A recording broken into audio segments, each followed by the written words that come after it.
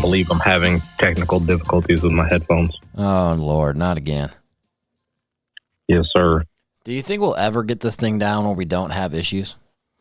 I mean, we try really, really hard, but no, I don't.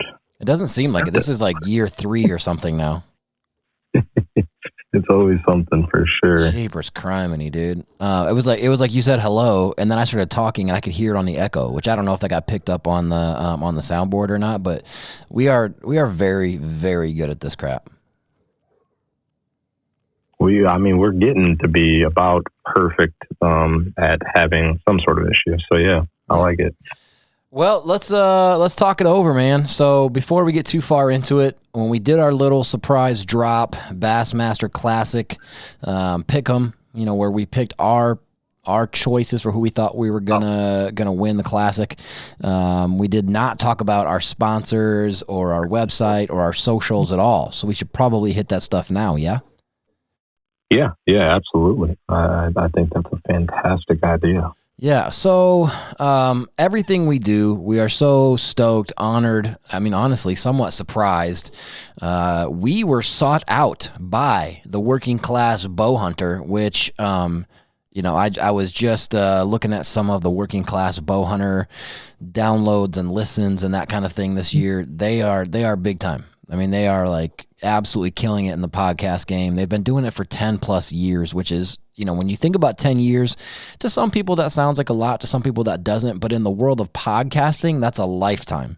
It's something crazy, like 90% of podcasts don't make it a year. They've been doing it for 10. So the fact that they came to us like, hey, we're making a network, do you want to put out a podcast? And we were like, sure. Like, that's pretty dope when I stop to think about it still. You know what I mean? Yeah, no, it's super dope. Really humbling. Just all around exciting for them to think of us to be a part of what they have going on. It's pretty slick. Yeah, dude. So workingclassbowhunter.com. That's the podcast network that we're a part of. And then because of that, because of our affiliation with them boys, we are brought to you by our presenting sponsor, which is Grizzly Coolers, grizzlycoolers.com. The code of the aforementioned Working Class Bowhunter, Whiskey Charlie Bravo, WCB at checkout will get you how much off of your order, Nate? 15% off of your order at checkout. That's a chunk, dude. Like legit, like a lot of cooler companies, I'm not trying to like hard sell it. This is just a fact, but like a lot of cooler companies around Black Friday or Easter sales or I don't know, whatever, they'll run like a 10 or a 15% off. You can get 15% off. If you're listening to this, you can get 15% off your order at Grizzly Coolers anytime you want. Literally anytime, just by using the code WCB at checkout. And on top of the code and the saving money, their stuff is just absolutely off the charts, next level. From the backpack cooler to the whole like soft-sided line to the traditional hard-sided coolers like the 20-quart cooler that we're giving away in our 1,000 subscriber YouTube giveaway contest. We've posted the graphic, I think, 3 times. It's just a little black kind of textured graphic that says giveaway a bunch on it. It's really easy. If you share that post and then you prove to us that you subscribe to us on YouTube, and that could be either direct messaging us a screenshot that you're subscribed or just posting in the comments on one of those posts that you're subscribed, then you're entered. And like Nate said a few weeks back, or 2 weeks back maybe, you don't have to be like a new subscriber on YouTube in order to qualify. If you're a subscriber and if you share that post, you're entered in. And once we hit 1,000, we're flirting with like 850 right now. And just to be clear, when we started this, we were at like 690 or something. And so like we knew this wasn't going to be this like overnight thing. Like, oh, we're doing a contest. Oh, we have 20,000 subscribers. Again, the big reason why we're pushing this is when you hit 1,000 on YouTube, you can start monetizing. And it's not like we're going to make a bunch of money, but you can make some money. But then the bigger thing is that for whatever reason, YouTube has certain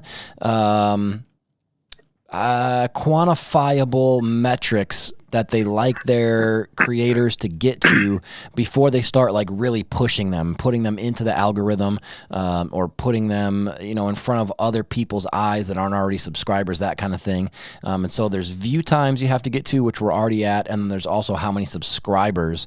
And so we're trying to get to 1,000. It's kind of a big deal, but when we hit that, we're giving over $1,000 worth of stuff to just one person who fits those two things. They share the post and they subscribe on YouTube. That's all it is. And we're going to ship them to their door a 20-quart Grizzly cooler loaded down with baits, with a brand new pair of loopholed polarized sunglasses.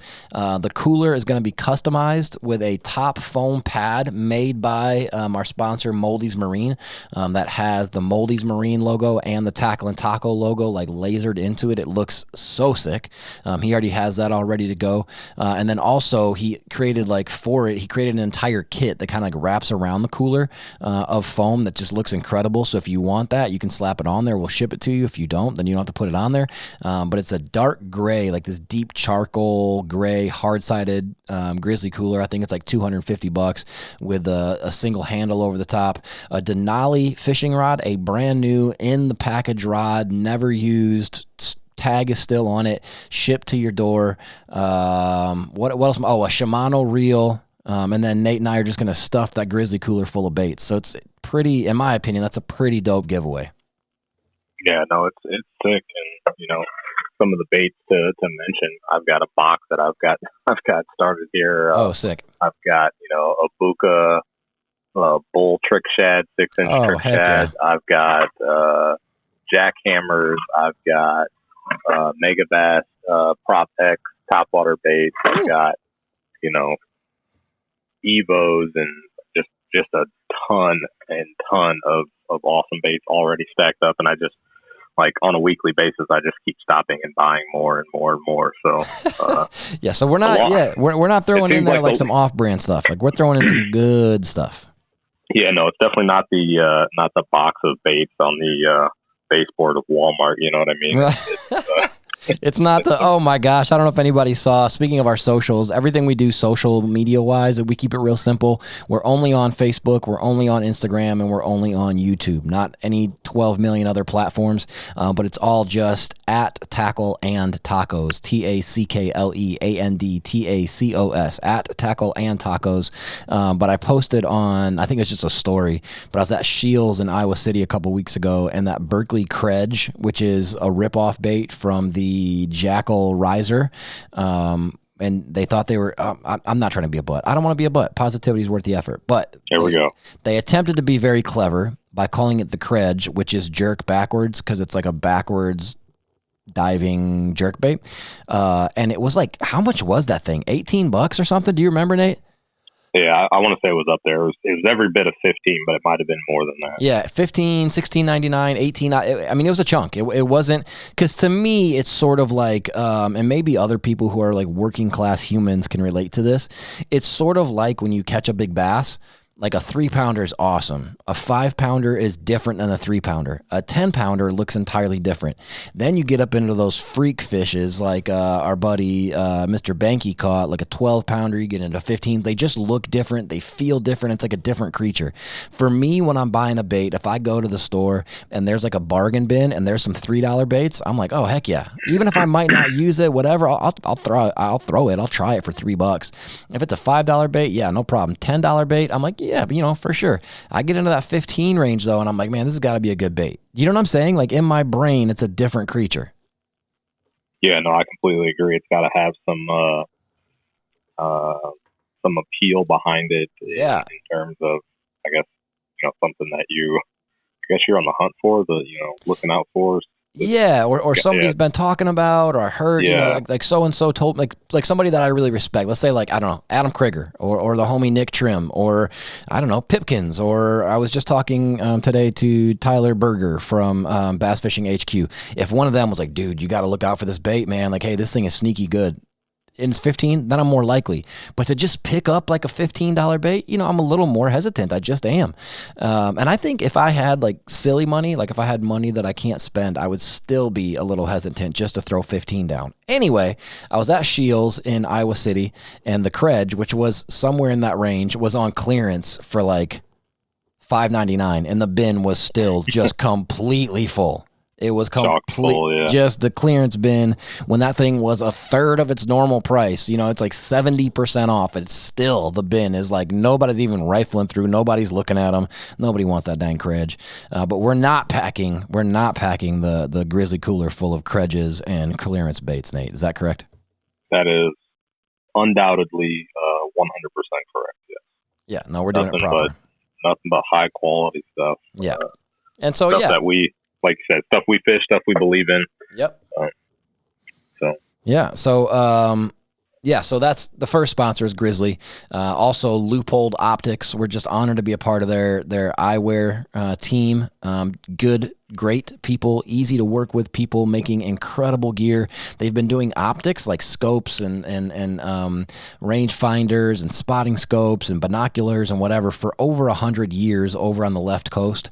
And so it just makes sense when they go from that to sunglasses, that their sunglasses are going to use all those decades of experience to make a really great product, and they actually do. I've never worn sunglasses, and I've had all the brands. I kid you not, if you can think of a good fishing sunglasses brand from like mainstream stuff like Oakley and Ray-Ban to more, I hate this word, but more niche fishing specific stuff like Costa or Native was big for a while back in the day, Maui Jim, whatever, I've had it. And again, no diss to those other companies. You know, Costa kills it, dude. But Loopholes are my favorite I've ever used. They're a perfect blend of cool looking, comfortable, heavy enough to feel like substantial, but not heavy enough to like be annoying on your face. The arms stay clicky. The polarization is next level. The colors of lenses are so good, from like mirrored green to mirrored like gold. That's what you always see the homie Brandon Polinick wearing, is the Becknaras and like that mirrored gold lens. They're just dope sunglasses. So LEUPOLD.com is how you get a hold of Loophole stuff. Denali Fishing Rods, which is incredible to be a part of Denali Rods.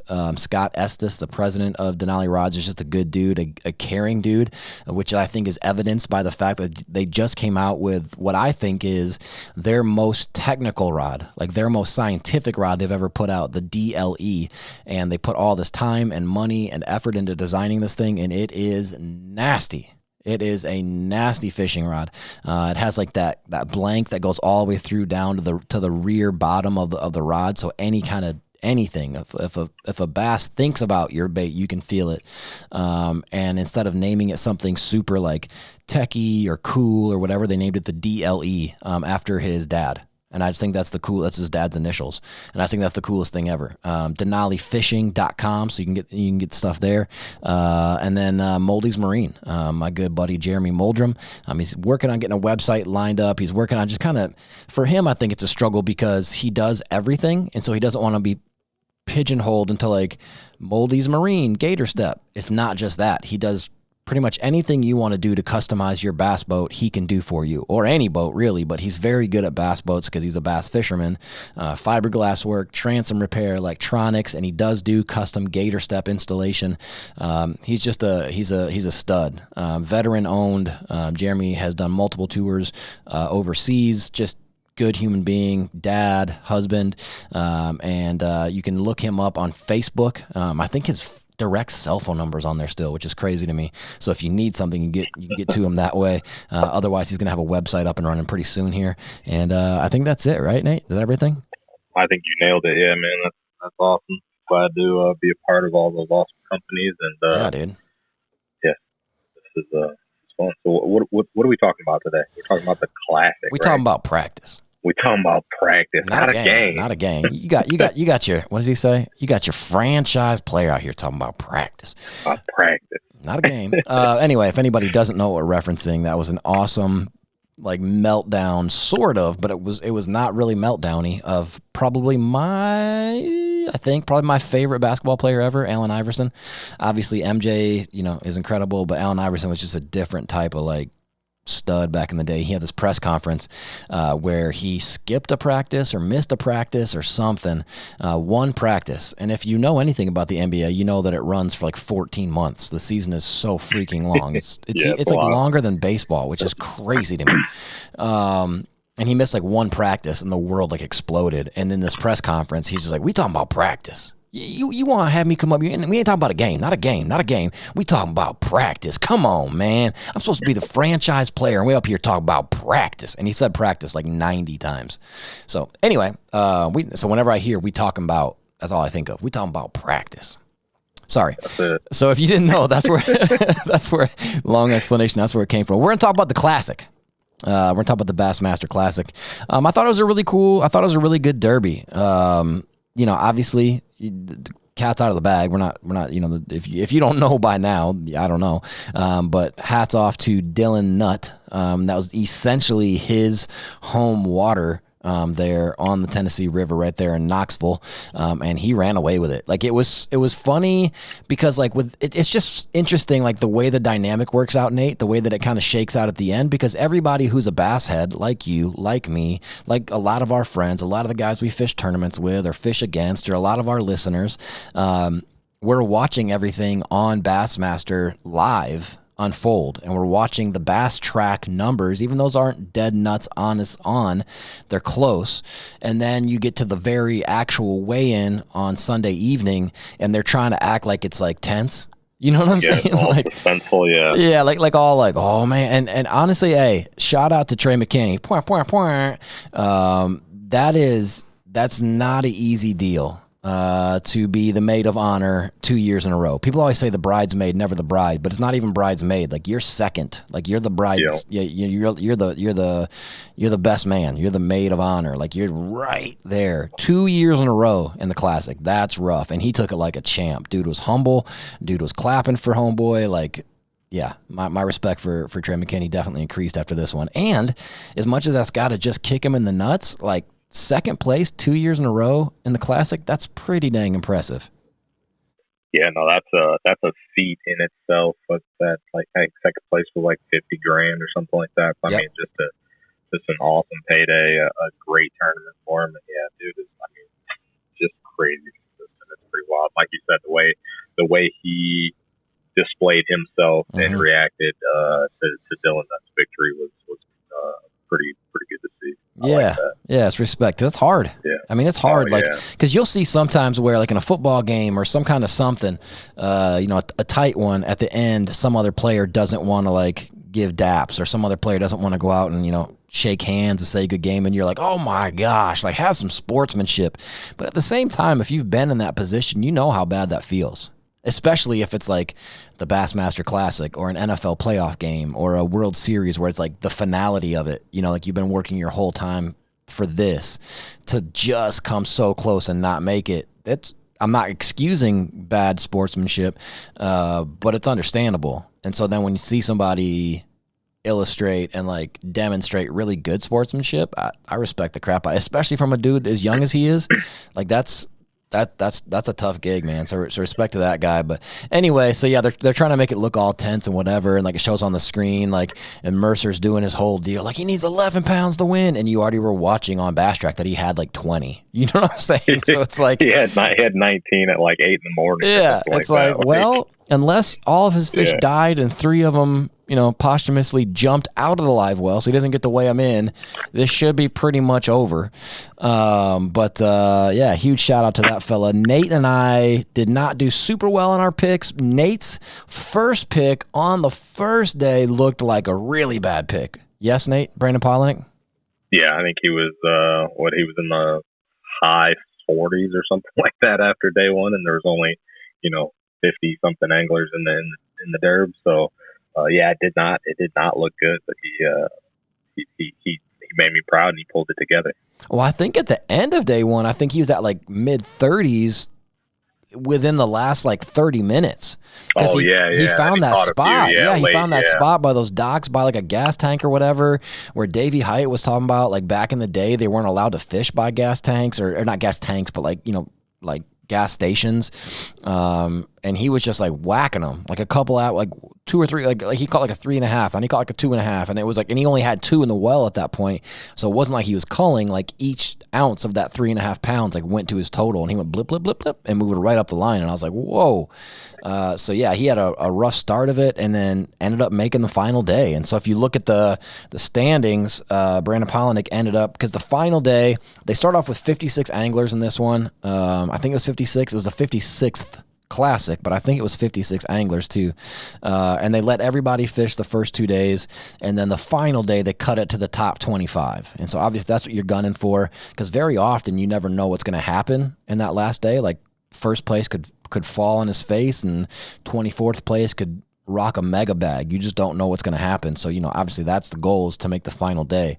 And if they're fishing 8 hours on Friday, for 7 hours and 10 minutes of that 8 hours, it looked like there was no chance Palaniuk was making the final day. Don't you think? Yeah, no, yeah, it was not, did not look like there was a chance for him to sneak in there, but yeah, he did.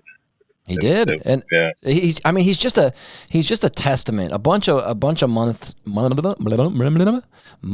ago. That's a weird word for me when I say that word, because most people pronounce months. Everybody with me, say it, months. Most people pronounce that munce, months, but it's not. It's months. Anyway, 8 or 10 weeks ago, we had an episode, 2 episodes actually, called How to Win or How to Get Better at Bass Fishing, where I just text a ton of like pros and people that we respect and said, hey, give us one really brief way to get better at bass fishing. And Palaniuk's response was something like cerebral, I can't remember how he said it, but basically just something about being calm and being prepared, so that when things don't go the way you think they're gonna, the only thing you have to focus on is what the decision is at hand. Not that you're not prepared, not that you don't have the right tackle, not that you don't have the right knots, that you don't have the right line, that you don't have the right rods with you. Like, do everything you can, so when things don't go that way, all you're focused on is making the right choice. And he like literally embodied that on that first day. Things were not going his way. He was not catching fish. But he was prepared enough so that in the last like half hour or something, he put enough together to get up the ranks, and then did it again on the second day and made it into the third day, which I thought was really pretty cool. And then my pick ended up finishing. So Palaniuk ended at 40 pounds, 14 ounces. 40 pounds, 14 ounces, which got him 12 grand. And then my pick to win it all, which I really thought he was going to do better, and it's not like being on the third day is not good, but he made the third day. My pick finished right above Brandon Palaniuk, which was Patrick Walters. He ended up in 21st. So Palaniuk was 22, Patrick Walters was 21. He ended with 41 pounds, 5 ounces, and also took home $12,000. The thing that I like about Walters, and I said this in our pre-Bassmaster Classic recording, is that he is, I don't know, Nate, how do you describe Patrick? He's smart and he's versatile, and it feels like he can do everything, and it just seems like he's a really good decision maker, don't you think? I do, and I agree with every one of those. And he's like, it's almost like over the last like 2 seasons or something, he's turned into like this like big personality where like he's funny and he cracks jokes, and like he's got this huge smile where like the first few years on the elites, or he was just crushing fish and just beating everybody, but you just didn't get to see that personality out of him. And now it's like, this dude he not only is he a crazy good fisherman, but he is absolutely hilarious. Yeah, he's super funny. Like, where did that come from? Yeah. Yeah, no, and even, I mean, not to sound too much of a dork right now, but like, he even dresses funny. And I don't know this for sure. I truly don't know this for sure, but I feel like he's kidding with the whole like short khaki shorts and tucking his shirt into it all the time. And he doesn't tuck it in as much as he used to. He used to always tuck his shirt in all the way around, not just on the front, but all the way around. Because I even posted a story one time, like I did making fun of that Credge. I posted a story, I think it was an MPFL tournament, I can't remember, but they were showing Patrick Walters on the front deck, and his booty looked gigantic. And I said something like, "Oh, that's why he tucks his shirt in." You know what I'm saying? Like, and it's just so like, he's just funny, and he's such a good angler. My gosh, and I love his lineup of like his sponsors, Falcon Boats, and I like his style. And at first, I wasn't really sure, and now he rocks that mustache, and it's like blondish, reddish, kind of like Andrew Banky's, and I don't know. I just think it's funny, and the dude's an absolute hammer of hammers. So let's go through I don't want to go through all the people, but let's go through the top 25 real quick. So obviously in first place we had Dylan Nutt, 66.13. Trey McKinney in second with 57.8. So like I said, he was about 10 pounds out. Yui Aoki, 57.3. Our buddy Easton Fothergill in fourth with 56.2, gaining $30,000. Awesome finish for a reigning champion. I mean, and in the first day he was in first place, leading it after the first which was day, a surprise to absolutely no one. You know, maybe other than catching him on a Carolina rig. But you know what was cool though, and I always make fun of the old ball and chain, the Carolina rig. It was cool watching him fish it. For one, it reminded me of Aaron Martin's drop shotting on, I think it was not Lake of the Ozarks. What was it, Nate? Gosh, dog it. What lake was it? It was something in like that. Gosh, dog it. I can't remember. Anyway, there was a Major League Fishing Derby where he, absolutely, essentially like lapped second place. Like he beat him. I think it was Table Rock. Catching them like every single cast. It was literally every cast, and he was fishing out in the middle of the whole lake, and the waves are just.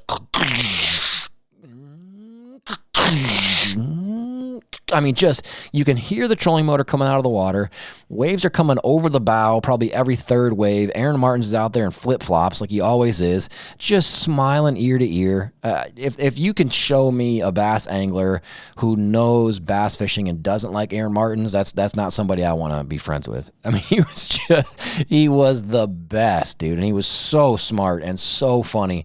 But it reminded me of that because he was out in the middle of the lake, Easton Fothergill was, throwing a Carolina rig, and his boat's just a rocking. I mean, just going through it. Not as bad as Aaron Martin's was on Table Rock, but I mean, she was up and down quite a bit. And the way he was Carolina rigging, he was laying the wood to him on those hook sets. Did you notice that? Oh yeah, it was a swing. Yeah, that was It's fun to watch. He was really getting into it. Yeah, it wasn't like a flipping a jig hook set, but it was like a pretty. I mean, it was a hard swing pull. I mean, he wasn't messing around, and that was really fun to watch. And then I also just thought it was so funny that before he ran back for weigh-in, he had to stop at the gas station. Did you see that part? So I missed that one. So he runs back and he has to stop at that little gas station that like everybody did. And pretty much, so what you had to do is you had to pull up to this gas station. It was like an old school pump. But you could just go on this QR code that they had on the gas, the pump itself on each side. It was like a 2 hose deal. And then you could pay that way. And so it was basically just like, let it rip, Tater Chip, and then you got to pay through that QR code. I don't know if it's an honor system or what, but Fisher and Naya and who else? Alex Redwine, I think. A bunch of really good anglers were in there just filling up. Easton Fothergill goes up there and puts in $35 on the nose and then puts the thing back up and then takes off, which at that point got him like, 6 gallons or something. Yeah. I just thought it was so funny. This dude who just won $300,000 in a classic last year, and he was one of the first ones there, so he had time to put more in. He was like, 35 ought to do it. And then he like took off. I don't know why that part made me laugh so much, because you'd think, you got some moolah, you just let it rip. But anyway, JT Tompkins, 55.5. Justin Atkins I wouldn't say he's sneaky good, but he reminds me of what I said about Trey McKinney. He's just a dog around the table. The dinner table all the time. Like he's always right there. Like he's not the dude you want to let in the third day, or the fourth day, depending on the derb. Drew Cook, who by the way, can we just press pause and then give a massive shout out to Drew Cook's facial hair? The boy had a beard. He didn't look like a Confederate soldier anymore. He didn't look like he was, rocking a flag on his back and, using the N-word and whatever with that goatee he rocked forever. Maybe I shouldn't have said that. But like I was always like, dude, what are you doing? You look like a singer in a band that's not really metal, but's a little too hard for like regular radio rock and roll. But he had a whole beard and it looked good too. Like that beard looked dope on him. And he was throwing an Oroku shad, like that Spro lipless that's been around for freaking ever and is such a fish catcher. I'll bet you I have 30, maybe more of that bait. When we worked at Gander way back in the day. That's how old this bait is. It's not new. The Spro Oroku, Aroku, I think, right? Is that right? I think that's right, yeah. Oroku shad, whatever. But the one thing I really like about that bait is it goes nose down really steep. Like it really goes nose down, like where the butt is kind of higher. And so if you end up hitting stuff with that, it doesn't get snagged as much. And if you yo-yo it, like helicopter it at all, that thing really dives down straight. But it was cool to see him ripping that. And then I think he had like a jig head minnow for his backup bait. But all jokes aside, huge shout out to Drew Cook. Jordan Lee ended up in 8th with 52.12, $21,000. Dakota Ebear, who caught that absolute Goliath of a smallmouth. Gigantic. What did it end up being? 7.4? 7 pounds 4 ounce, yeah. And they're still, I think, aren't they still trying to figure out if it was a meanmouth or not? Yeah. They were kind of confused on the genus of it. And even just, I loved when he got in the boat and he kept on going, dude. Like, you know that's real. Like when you catch a fish that big and your brain goes, like you just can't come up. You can't even come up with the right words. I love that. Like that's so honest and the look on his face. He looked like a little kid, just smiling ear to ear. Like I about caught the lake record, or he said something like that. Was so cool, man. So shout out to that fella coming in 9th with $20,500. Wesley Gore 48.11. Kyle Welcher, another one who's always just kind of around 46.10. Chris Johnston, another one who's always there. Fisher Anaya, young boy who apparently has one mood, which is cool as the other side of the pillar. He don't ever look stressed. Like he looks excited and happy, but he never looks worried. And that's, I mean, you talking about like young dudes who just come up knowing how to fish, but then factor in that he's got like kind of like Easton Fothergill. He's got maturity beyond his years. That's a dangerous boy. I mean, that ain't no joke. Paul Marks in 14th. Jay Shakirat, 45 pounds, 5 ounces for $12,500 and 15th. Tyler Williams, who I wouldn't say he slept on, but that dude's always around the money. He fishes his way. The thing I like about Tyler Williams is he kind of amalgamates like new school fishing with old school fishing. Like he'll just throw a big old football jig, but he'll do it scoping. Or, he does. He said he caught every fish scoping, every keeper on a jig. Sorry. Yeah, he does it all the time. Like that's like his deal. He's like a new school Ish Monroe or something. Like he's gonna fish his way, and I really respect that, honestly. Trip Berlinski in 17th, Brock Mosley in 18th, Alex Redwine in 19th. That was cool too. He got voted for like the #1 fan whatever deal to have a camera in his boat the first day. I don't remember what he finished on the first day. Sorry for the sniff. I'm still kind of getting over something. Maybe not as good as he wanted, but he put on a show. He caught a lot of fish. He did really well. Noah Winslow in 20th, Patrick Walters, my guy, in 21st, Brandon Polinick, Andrew Loberg, Dylan Filardo in 24th. If you watch the weigh-in and stuff, I don't know how. I don't know if you want to get a hold of him, Nate, but we got to get Dylan Filardo on the show. That dude's vibe is so cool. He is so authentically himself and so goofy, and I like everything about hhim. He is so hard to not like. And then rounding out the top 25 was Caleb Hudson with 30 pounds, 9 ounces for $12,000. Then everybody below that gets $3,000. But I thought it was a really fun classic. And what I don't want to do, honestly, I don't want to focus too much on Dylan Nutt, how young he is, because I feel like, and I totally get why people do. Do you know what I'm saying, Nate? Why people focus on age? Yeah, well, not just his, but all the young dudes in the elites and all the young dudes in pro fishing. I get why people focus on it. Do you know what I'm saying? But I don't really want to anymore.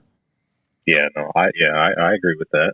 I just think like if you can fish, you can fish, and that's like, I felt like when Rick Clunn won his last Derby And I think he was when he won his last one, 113 or something like that. Right. Yeah. He just been fishing forever. And if you watch on YouTube on the old Year Turbs, Bassmaster, they have a whole series called The Cast. Have you watched any of those, Nate? I've watched a couple. Yeah. They're so good, dude. They're like little mini documentaries, and you really like kind of put pieces together for like things in bass fishing history that maybe you only heard about before. But when you watch like old videos of Rick Clunn, like he was old a long time ago. Yeah. Did you know? Yeah. Like, yeah, I guess that's a pretty obvious statement, but it's 100% true. Like, yeah, he was old a long time ago. He was old forever ago. Like in the old videos of him catching fish, he was old. And I'm like, this dude's been old forever. It's like Methuselah from the Old Testament of the Bible. He's going to start having kids at 700 years old or something crazy. But when he won at his age, the last time he won a derby, people were talking about his age a lot. And I think for that, it was like a sign of like, holy cow, he's still doing it. But for these young kids, I don't really know that it matters anymore. Like, they're just good fishermen. Like, they're just really good. I think it's interesting to think, like, how much better can they get? Like, are they already really close to their ceiling? Are they not? Are they just going to be absolutely, like, dominating? I don't know. I really don't know. Because then you also have, last year you have guys like Polinick winning. And Pat Schlopper, who isn't necessarily super tenured on the Elite Series. I think he's in his 4th year now, but he's not a young dude. He's in his 40s, and he won 2 last year. And so I don't know. I'm not anti all the young guy talk, but it seems like with Fisher Anaya and Dylan Nutt and Easton Fothergill and Trey McKinney and JT what's-his-face and like it just feels like that's all they talk about, and I'm sort of over it. Like, a really good angler is a really good angler. If he's black, if he's white, if he's fat or short or tall or old or young or comes from the South or comes from Alaska, if he's a good angler, he's a good angler. Yes? Yeah, no, for sure. I think what, especially a ton of people, I guess I was going to say, especially fans, I think, they look at that age and that's what they go to. It's like, oh, he's just a young guy. All he's doing is scoping. But what they don't see is like all of these young guys are absolutely obsessed with their craft and making the elites and being competitive and winning tournaments. Yeah. So all they do is fish. They're ate up. Fish. Yep. The time on the water that they spend is absolutely absurd. I was listening to, I want to say it was Luke Duncan talk about Fisher, or not Fisher and I, but Dylan Nutt, and when he found out he made the Classic and where it was going to be, that every chance he got, he was on the Tennessee River around the Knoxville area, pre-practicing for this tournament. Like, when you are ate up with it like that, that's what you do. And you're in that place of life where you don't have a bunch of kids, you ain't got a bunch of other responsibilities, and you have sponsors and you have skill and you have, you just live it. You like, people always say, oh, live, eat, fish, repeat, whatever. But like, he literally does that though. Yeah, no, for sure. And we've talked to, all these awesome anglers, and there's always been 2 distinct factors of what makes what separates a good angler from a great angler. It's always been what's between the ears and being in the right headspace, and B, time on the water. Guys that put in the work are, and that's what these young guys are doing. I mean, you cannot take that away from them. I don't care how old they are. I don't care if they're 14 years old. If they're fishing every single day and getting better and better and better at it, then they deserve it. That's just the way it is. Dude, perfectly put. Put. I heard in a rap song one time something to the effect of, how people always say, oh, you got to pay dues. You got to pay your dues. Which just means like you got to earn it. You got to get after it. Like if you're, I don't know, like LeBron James is, it's crazy to think, 'cause I still remember like when he came in the NBA, but LeBron James is like the elder statesman at this point in the NBA. And there's probably not a lot that could happen on a basketball court that would surprise LeBron James at this point in his career. You know what I'm saying? Yeah, absolutely. Like there's not something that happens. He goes, whoa, I never thought of that. Oh, he made that. Oh, I never seen that before. He's seen everything. You have to pay your dues. Like there's just some things you have to pay dues on. And I heard in a rap song one time, like if you're trying to pay dues, you can't do it on credit. Like you can't use a credit card. You can't fake it. You can't use a microwave. There's no cutting corners. Time on the water. Being intelligent enough, keeping mental notes, maybe even I know people who even take like actual physical notes. This day at this time with this water temperature, I noticed around this blah, blah, like these kids, if you want to call them that, or like, I thought it was super funny when Ish Monroe called them chicken nuggets or chicken tenders or whatever he called them. That crap had me crying. But like, they're just good anglers. And like you said, they're paid. They're paying their dues. They're out there working their can off to get there. They're not coming in coasting and not practicing and whatever. They're working their butts off. And so I got nothing but good things to say about them. And then I really liked it. Not everybody maybe agrees with this, and that's fine. You don't have to have the same religious beliefs as I do. But I loved it when Dylan Nutt, first thing out of his mouth after they found out that he won, he said, "God is good all the time." And he's like, "When you're supposed to win, you're supposed to win," or whatever, like that very like Mike Iaconelli philosophy. And I was just so pumped. Like that was such a cool, honest, like almost cathartic moment for him, I thought, where he just kind of like barfed out what he was really feeling and thinking and holding close to the, playing close to the chest. And so huge props to that guy. I read, excuse me, golly. I read, not actually watched, but read an interview with him where he said something like day one, let me find it real quick. Day one, I caught him right off the rip off some flats. I had about 18 pounds pretty quick. Bass Track had me about 16, but I was sandbagging. And I was like, oh my gosh, this dude's like, not old in the sport, and he already knows the game. He already knows how to play the game, how to sandbag, how to, so if anybody is not familiar with what me and Nate are laughing at, there's a concept in bass fishing called sandbagging, where you essentially, it's not really lying. It's kind of sportsmanship. It's kind of goofy, but it's also on some level it's a practice in humility. You come back, let's say that you're up in I don't know where, it doesn't matter, you're on a really good lake and you caught 5-pounders for your bag, which obviously equals 25 pounds, and somebody comes up to you and at the weigh-in line, you got your fish in the bag and they can't really see them or whatever. Hey man, how'd you do? And you say something like, I did all right. It was a struggle at first, but I ended up with 5. That's sandbagging. Because you're not just going to be like, I got freaking 25, mother effer. Like, you're not just going to jump off the roof and like, so like, I always think sandbagging is kind of a funny concept because on some level it's like sort of sportsmanship and gaming and whatever, but it's also like an act in humility. I don't know, like, like they always say Greg Hackney is like a super sandbagger. He'll catch a 5 and put it in the box and then he'll put it on Bass Track as like a 2.5 or something. Like, I think it's funny. Like, who cares? But I thought it was funny. That's what he said. And then one other thing I wanted to bring up about him is he got into, Dylan Nutt got into what he caught most of his fish on. I watched a video on Bassmaster and I kind of took notes. What he caught him on and then his specific setup. Did you see some of this, Nate? No, I didn't get a chance to see that. No. So what's interesting about it is if you watch the videos, he was throwing a jig head minnow. But it wasn't jig head minnow sized. And it reminded me a bit of back in the day when the Ned rig was just absolutely on fire. And real quick secret, the Ned rig still works. So in case anybody was, it's just so funny how like we go through these like cycles as anglers where like the new thing comes in and the old thing goes away. And obviously I'm not stupid. I understand that the jig head minnow is a different type of lure presentation, family of baits, thrown at a totally different style of fish than a Ned rig.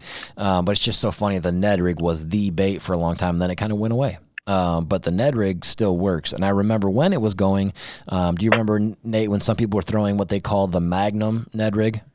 Oh, yeah. Yeah, so it's just the same deal, but instead of throwing like a 3-inch turd, you're throwing like a 5-inch Cinco on it. So a bigger bait, and that's kind of what his jig head minnow looked like. It looked like a regular sized jig head, but the minnow was way bigger. And so what he was catching him on was a not yet released 6.5-inch. So that's how big that bait was, 6.5-inch. You think about a typical, just for reference, like a typical Cinco, like a Gary Yamamoto Cinco, is 5 inches. Obviously, you can get it in 4, you can get it in 6, and whatever, but the typical is 5. So 1.5 inches longer than that on a jig head minnow is not usually what you think of when you think of a jig head minnow. You know what I'm saying, Nate? Yeah, no, that's exactly right. I know, like, I have some. I rarely ever throw them, but I have like some bigger, like Deb's Sakamata shads. Like I think I have 7 and a 5 or a couple bags of each. But this is a 6.5, and it's a Berkeley Lab Series minnow and a shag color. And then he's throwing it on not a huge jig head, a 3/16 ounce tungsten jig head. Had a 3/0 hook, so it's a bigger hook, but it's not a giant weight. And then he's throwing it. This was interesting to me. Just the numbers here. Maybe it stands out to you as well. Maybe not. I don't know. But everybody does it different, and so I'm always real interested to hear how this guy does it versus how that guy does it, whatever.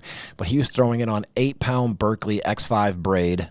Crystal white braid. You know, a lot of people are throwing pink now. Hot green was the color for a while. I've seen, I think Power Pro makes like that hot blue now for finesse fishing. And then he was throwing that to a 15-pound Berkeley Gin Clear floral leader. So I thought that was interesting to go from 8-pound braid to 15 leader. Yeah, that is kind of odd.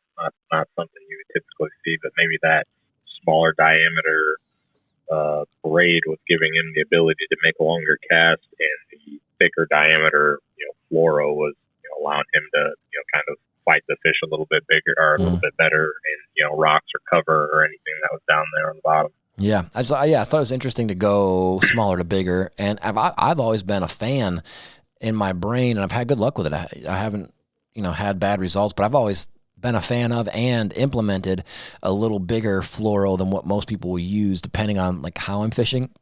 Obviously, if I'm throwing jerk baits or something, not so much, because you want to go thinner, because that'll allow the bait to get down deeper, less resistance on the line, etc.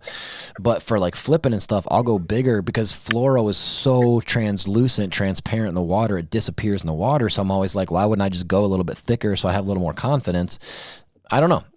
But anywho, also, if anybody ever, this is a press pause and do a commercial real quick for somebody that's not a sponsor. I would call him a friend, but Dan from Great Lakes Finesse, the owner of Great Lakes Finesse, they just put out a whole series. They're doing, I think, one a week.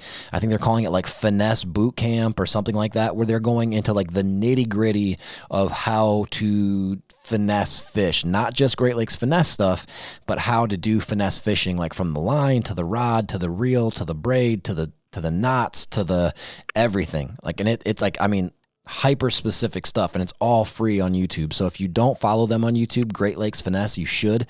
And like I said, I think there's either 2 or 3 weeks out. They just keep on dropping cool stuff. So like the Dropkick Shad, which I really love, like their boot tail swim bait, they just came out with a big one, kind of like this. It's not that big. I think it's like a 4-inch or something. It's not a 6.5. But anyway, check that out if you need help with finesse fishing. Have you seen those videos, Nate? No, I haven't, but I'm definitely going to be checking them out after this.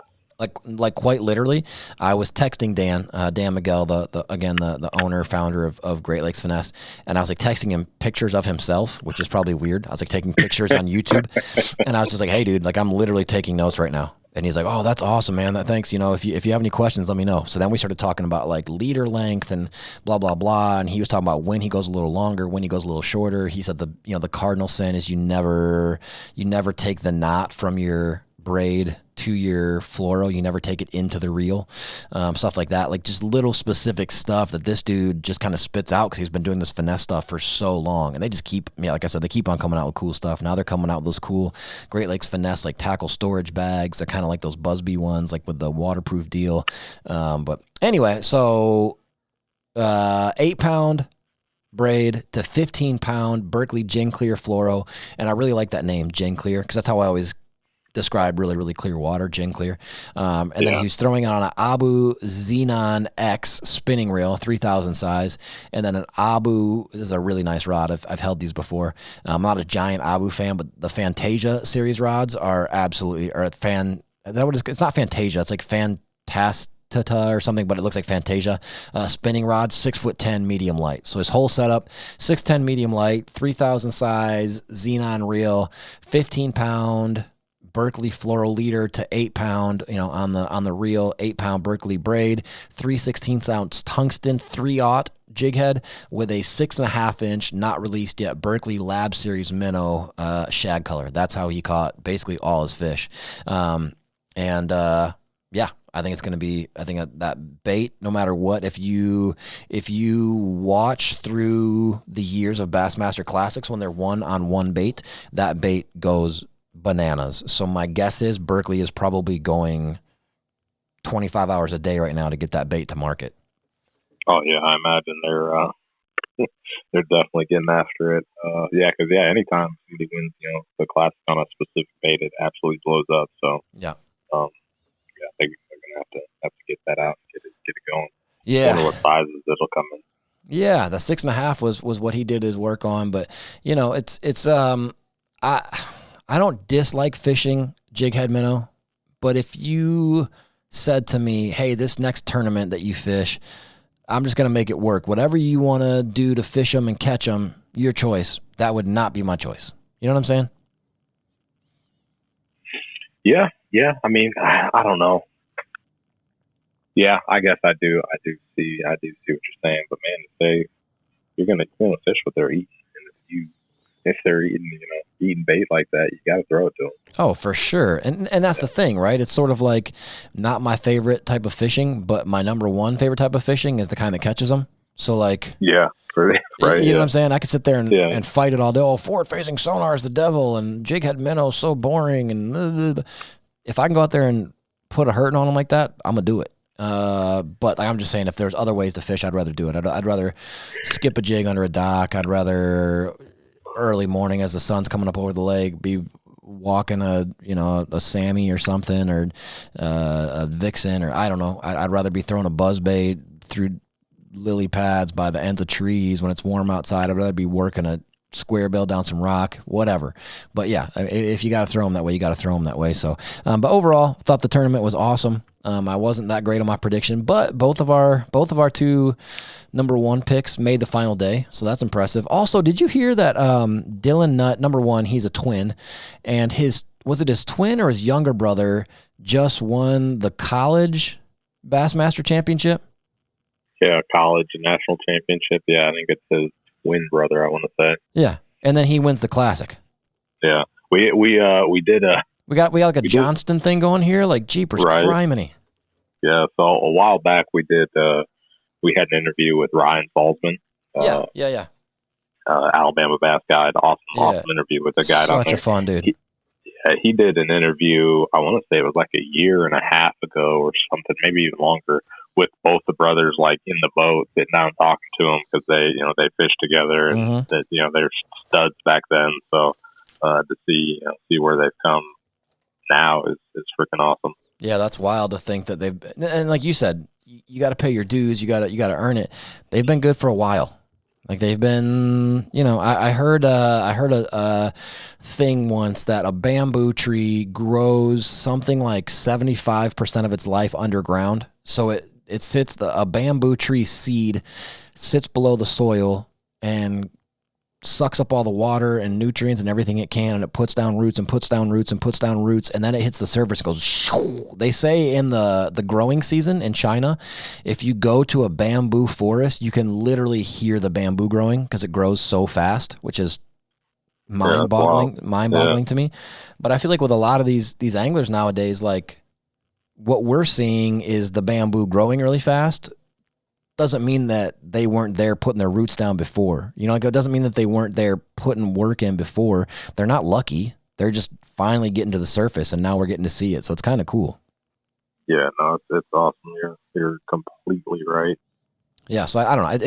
It's just too, not just because of Tackling Tacos, our slogan is positivity is worth the effort, but it's just too freaking easy to be negative. It's too easy to be like, oh, these young little assholes running around with daddy's money and a big old skeeter boat, and Okay, well, why don't you go out to the water and let them run circles around you, because they can fish. Like, these kids can fish. And I'm not going to sit there and hate on them and be all negative and poopy and whatever. And I wasn't there. I wasn't there for the hours and hours and hours and days and months and years that they put in on the water. I wasn't there for it, so I'm not going to hate on them now. I'm stoked on it. And just like Easton Fothergill last year, like, these dudes are representing themselves well. Like, they're well spoken, they're humble, they're passionate, giving props to God. Like, what's not to like, you know? Yeah, no, it's they've got the personality. They're catching them, like you said. You know, praise the Lord, humble cats. Yeah, you can't beat when good guys win. Yeah. Also, the one thing I will say, and it's not a negative thing, it's just a thing. Did you notice Dylan Nutt's jersey? I mean, I did. I guess I don't know what you're referring to, other than maybe the fact that there's not many logos on it. No. So it's kind of weird. So if you were to, I don't know how to describe this. If you were looking at somebody right now and they're wearing like a typical fishing jersey, like that fishing sun shirt, you know, long sleeve, with a hoodie, whatever, if they were standing in front of you and you said, okay, put your arms straight out from the shoulders, put your hands straight out, so your body's kind of making a T. From wrist to wrist, going across like his chest, there is like black and white and red camo. Oh, yeah. And then below that, it's just white. So it looks like he's almost wearing a belly shirt of camo, and then he's got like some logos tattooed on his belly or something.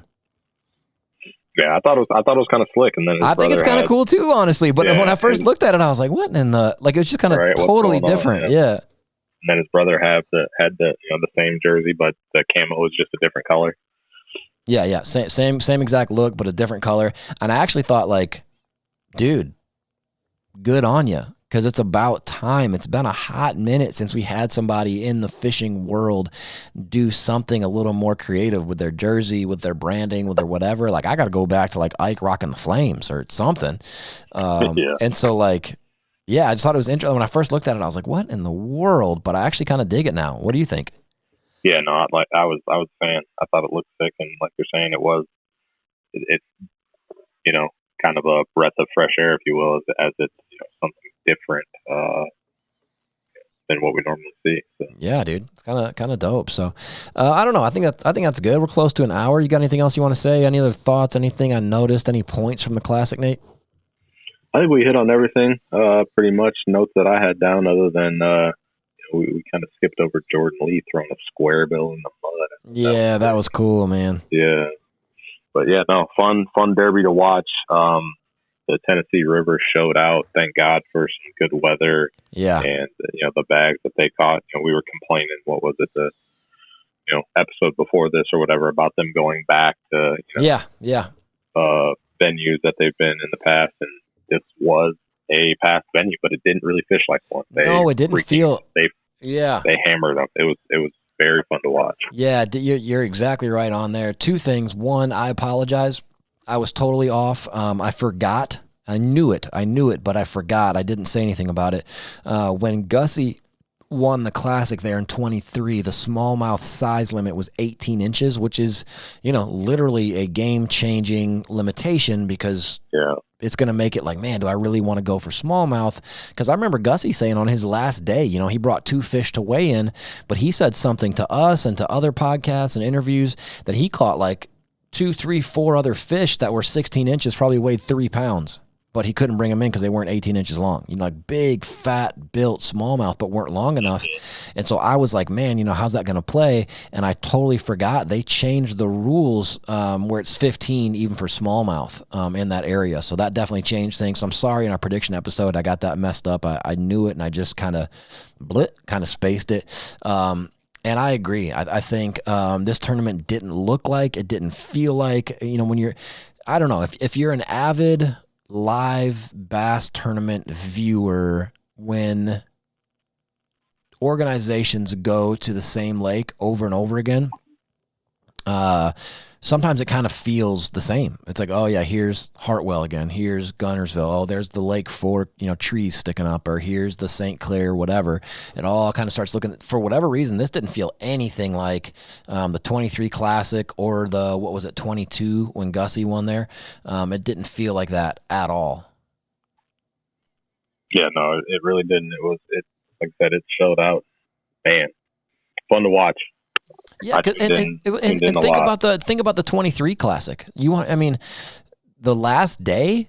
That was like watching like a 2-1 baseball game that went into like 18 innings, 16 extra innings. Yeah, like where it wasn't boring, but it wasn't super offense. It wasn't tons of scoring.